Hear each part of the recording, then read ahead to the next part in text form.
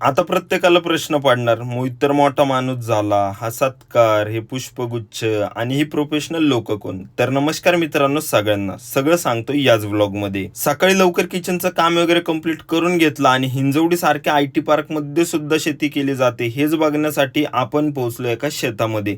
शेतामध्ये पोहोचलो आणि बघतोय तर काय, इतर वेळेस आपण विहिरीचं पाणी वापरण्यासाठी घेतो, पण इथं विहिरीमध्ये पाणी भरलं जात होतं. ते कशामुळे ते काही समजलंच नाही. सकाळच्या सुंदर निसर्गाच्या वातावरणामध्ये फिरून मनाला खूप आनंद वाटत होता आणि शेती ही विकायची नाही तर राखायची असते, कारण की ती येणाऱ्या पिढीसाठी खूप महत्त्वाची आहे. हे आपण हिंजवडीच्या लोकांकडून शिकलं पाहिजे.